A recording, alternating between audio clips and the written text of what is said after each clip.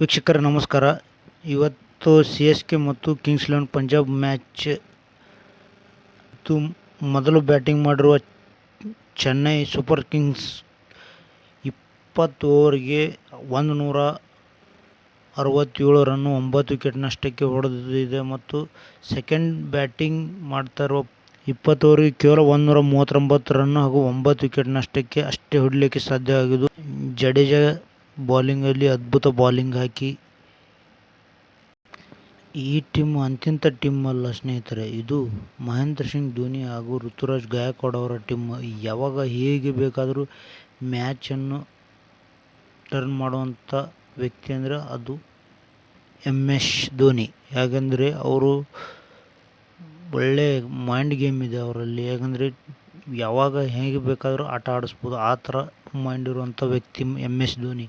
ಹಾಗಾಗಿ ಅವರಿಗೆ ಕೇವಲ 139 ರನ್ ಹೊಡಲಿಕ್ಕೆ ಅಷ್ಟೇ ಸಾಧ್ಯವಾಗಿದ್ದು, 9 ವಿಕೆಟು ಅಂತ ಜಾನಿ ಬೇಸ್ಟೋ ಮತ್ತು ಒಳ್ಳೆ ಪ್ಲೇಯರು ಶಶಾಂಕ್ ಸಿಂಗ್ ಕೇವಲ 26 ರನ್ ಹೊಡಿಲಿಕ್ಕಷ್ಟೇ ಸಾಧ್ಯವಾಗಿದ್ದು, ಮತ್ತು ಬೇರೆ ಪ್ಲೇಯರ್ ಯಾರು ಆಡಲಿಲ್ಲ. ಕಿಂಗ್ಸ್ 11 ಪಂಜಾಬ್ಗೆ ಆರಾಮ್ ನಾವು ಮ್ಯಾಚ್ ಗೆಲ್ತಂತ ತಿಳಿದ್ವಿ. ಆದರೆ ಬ್ಯಾಡ್ ಲಕ್, ಪಂಜಾಬ್ ಗೆಲ್ಲಿಲ್ಲ.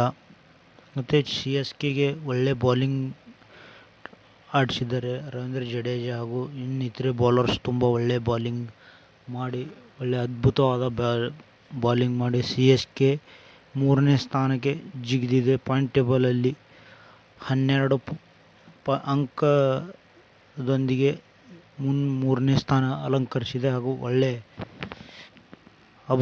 ಎಂಥ ಮ್ಯಾಚ್ ರೀ, ಒಳ್ಳೆ ಅದ್ಭುತ match batting MS Dhoni. Hats off Dhoni, ನೀವು ಯಾಕೆ ನಮಗೆ 3 ICCಯಲ್ಲಿ ಕಪ್ ಗೆದ್ದಿಸ್ಕೊಟ್ರಿ ಅಂತ ನಮಗೆ ಇವಾಗ ಅರ್ಥ ಆಗ್ತಾಯಿದೆ. ಯಾವಾಗ ಹೇಗೆ ಬೇಕಾದರೂ ನೀವು ಆಟ ಆಡುವ ಚಾಣಾಕ್ಷ MS ಧೋನಿ. ಹಾಗಂತ ಧೋನಿ ಇದ್ದರೆ ಎಲ್ಲ ಸಾಧ್ಯ.